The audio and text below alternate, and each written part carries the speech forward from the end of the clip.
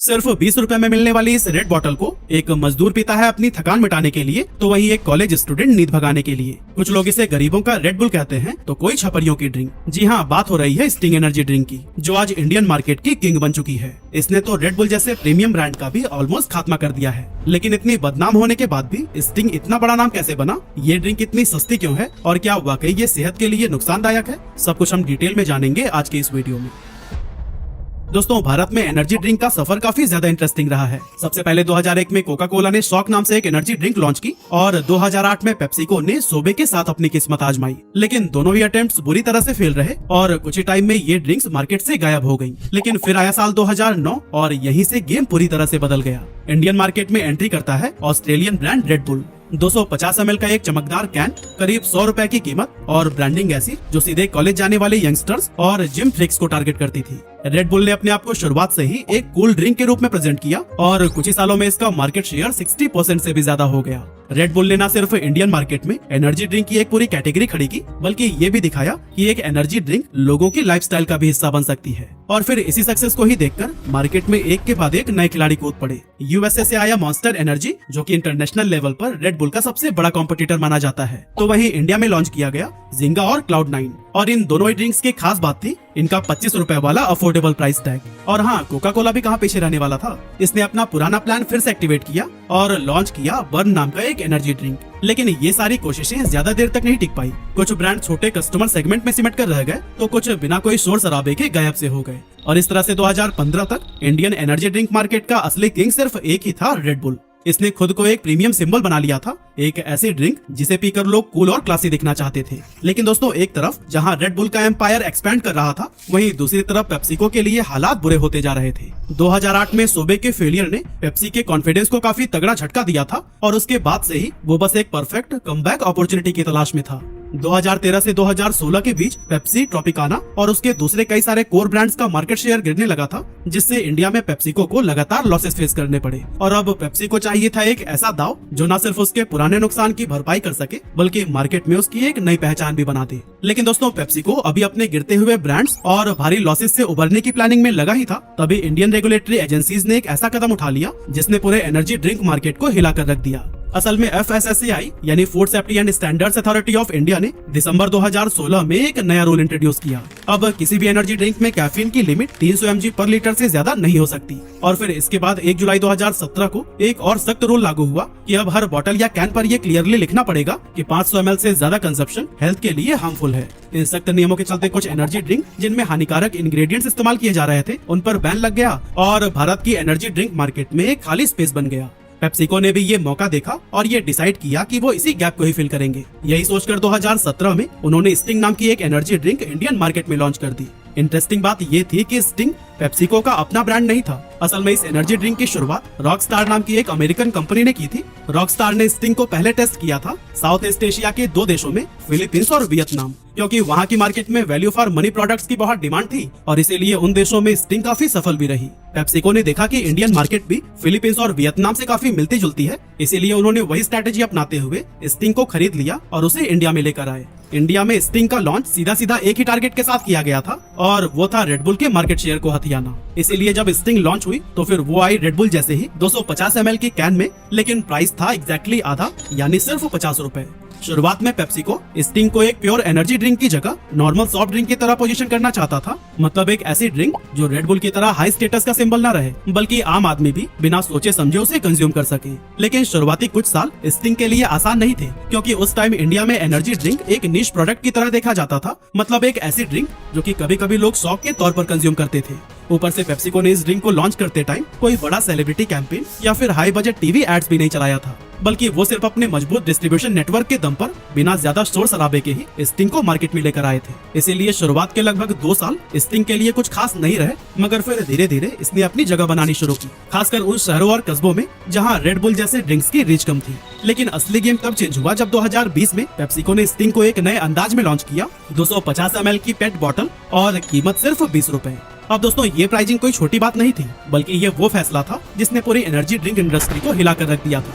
अब स्टिंग एक premium product नहीं रहा, बल्कि एक ऐसा प्रोडक्ट बन चुका था जो कि आम सॉफ्ट ड्रिंक के बराबर खड़ा था। पहली बार एक एनर्जी ड्रिंक उस लेवल पर पहुंच चुकी थी जहां गली के पान वाले से लेकर गांव के जनरल स्टोर तक हर कोई इसे स्टॉक करने लगा था। रेड बुल अब भी 100 रुपए में था और स्टिंग सिर्फ 20 रुपए में। कुछ ही महीनों में जो ड्रिंक पहले सिर्फ कूल कैफेज और नाइट क्लब में दिखती थी, वो अब स्टूडेंट्स, मजदूरों और ऑटो ड्राइवर्स की पहली पसंद बन गई। पेप्सिको की स्ट्रॉन्ग सप्लाई चेन और एग्रेसिव प्राइसिंग स्ट्रेटेजी का जादू ऐसा चला कि सेल्स आसमान छूने लगी और 2020 के बाद स्टिंग ने जो रफ्तार पकड़ी, उसकी पेप्सिको को भी शायद उम्मीद नहीं थी। रिपोर्ट्स के मुताबिक 2021 में इंडिया के अंदर स्टिंग ने करीब 2.3 करोड़ बॉटल्स बेचे। फिर 2022 में ये नंबर बढ़कर 6.5 करोड़ हो गया और 2023 में तो रिकॉर्ड ही टूट गया, 11 करोड़ बॉटल्स बिक गए। मतलब कि सिर्फ 4 सालों में ही स्टिंग ने इंडियन एनर्जी ड्रिंक मार्केट का पूरा नक्शा ही बदल दिया। 2018 में जहां रेड बुल के पास 75% मार्केट शेयर होता था, 2023 तक स्टिंग अकेला 90% शेयर का किंग बन चुका था, जबकि रेड बुल का शेयर गिरकर सिर्फ 7% पर आ गया। यहाँ तक कि पेप्सिको का भी कहना है कि स्टिंग की ग्रोथ रेट पिछले 30 सालों में किसी भी सॉफ्ट ड्रिंक ब्रांड से कहीं ज्यादा रही है। और दोस्तों, स्टिंग के इस कामयाबी के पीछे कोई एक नहीं बल्कि काफी सारे रीजंस हैं और एक सबसे बड़ा रीजन तो हम आपको बता ही चुके हैं, जो थी इसकी प्राइसिंग।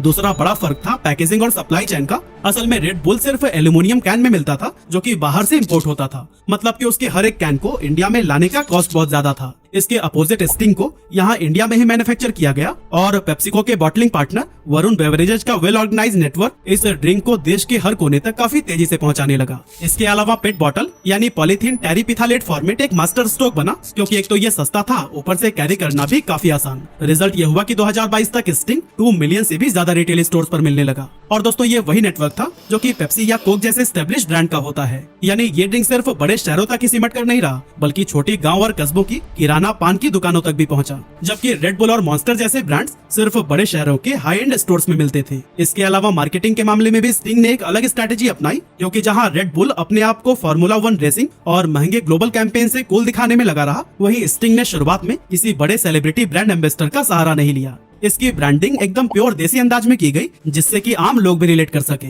लाल चमकदार बॉटल, कैंडी जैसा मीठा टेस्ट और एक सिंपल टैगलाइन, एनर्जी बोले तो स्टिंग। यही वजह थी कि 2019 से 2021 के बीच स्टिंग बिना किसी बड़े सेलिब्रिटी प्रमोशन के भी वायरल होता चला गया और लोग इसके टेस्ट और इंस्टेंट एनर्जी इफेक्ट के बारे में सोशल मीडिया पर भी बात करने लगे। लेकिन फिर इसके बाद पेप्सिको ने स्टिंग की रीच को नेक्स्ट लेवल पर ले जाने के लिए अपना मार्केटिंग स्किल बढ़ाया और बॉलीवुड एक्टर अक्षय कुमार को ब्रांड एम्बेसडर बना लिया। अब स्टिंग की रीच सिर्फ दुकानों पर नहीं, बल्कि टीवी स्क्रीन और थिएटर्स तक फैलने लगी। साथ ही पेप्सिको ने कुछ अलग टाइप के कैंपेन्स भी लॉन्च किए और इसका एक एग्जांपल था 2024 का डार्ट कैंपेन, जो कि एक शॉर्ट थ्रिल मूवी की तरह डिजाइन किया गया था।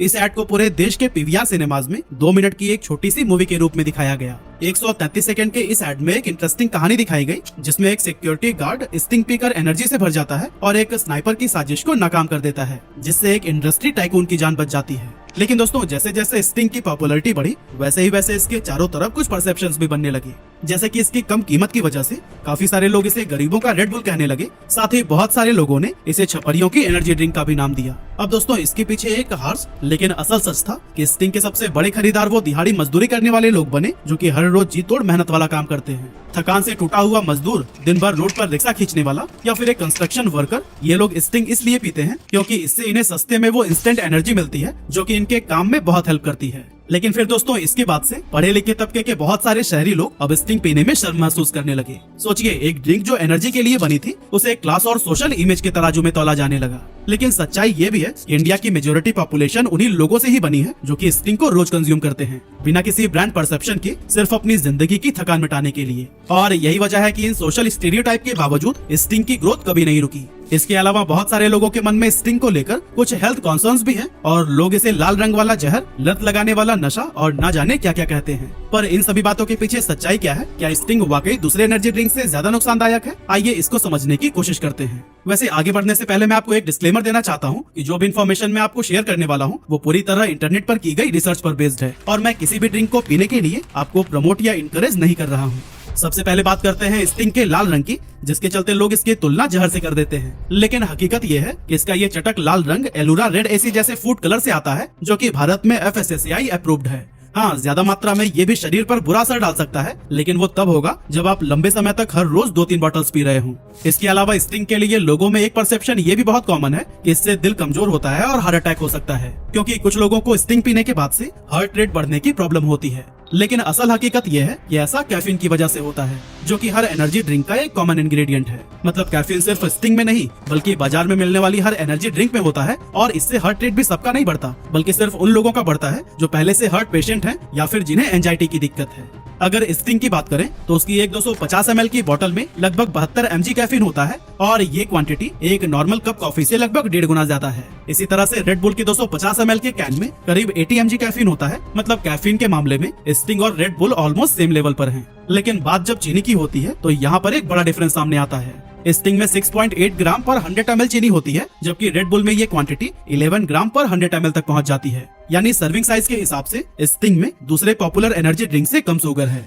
और रही बात लत लगने की, तो ऐसा शुगर और कैफीन के मिक्सचर की वजह से होता है। असल में स्टिंग पीने के बाद लोगों को शॉर्ट टर्म के लिए एनर्जी का एक बूस्ट मिलता है, जिससे उन्हें एक गुड फीलिंग आती है, और इसी फीलिंग को ही बार बार महसूस करने के लिए लोग इसे रेगुलरली पीने लगते हैं। और दोस्तों, अगर स्टिंग या फिर किसी भी एनर्जी ड्रिंक का ओवर कंजप्शन किया जाए तो इसके बहुत सारे साइड इफेक्ट्स भी सामने आ सकते हैं, जैसे नींद उड़ जाना, हार्ट रेट का अचानक बढ़ जाना या फिर ब्लड प्रेशर का स्पाइक। और इसीलिए बच्चों और प्रेग्नेंट महिलाओं के लिए ये ड्रिंक साफ तौर पर मना किए गए हैं। लेकिन दोस्तों, अब सवाल उठता है कि आज के दौर पर स्टिंग खड़ा कहाँ है और इसका फ्यूचर क्या है। देखिए दोस्तों, 2024 की एक रिपोर्ट के मुताबिक इंडिया की एनर्जी ड्रिंक मार्केट 7800 करोड़ रुपए से ज्यादा की हो चुकी है, और अनुमान है कि 2030 तक ये 16,000 करोड़ रुपए को भी क्रॉस कर जाएगी। और क्योंकि स्टिंग इस मार्केट का सबसे बड़ा प्लेयर है, इसीलिए आने वाले कुछ सालों में ये 1.5 से 2 गुना तक ग्रो कर सकता है। रेड बुल, जो एक टाइम पर भारत में एनर्जी ड्रिंक का दूसरा नाम माना जाता था, अब सेल्स और मार्केट शेयर की रेस में बहुत पीछे छूट गया है। वहीं दूसरी तरफ पेप्सिको की इस सक्सेस को देखकर कोका कोला ने भी 2022 में थम्स अप चार्ज नाम से 20 रुपए के प्राइस पर अपना एक एनर्जी ड्रिंक लॉन्च किया था, ताकि मास मार्केट में अपने पैर जमा सके। लेकिन अभी भी वो सेल्स के मामले में स्टिंग से काफी पीछे है।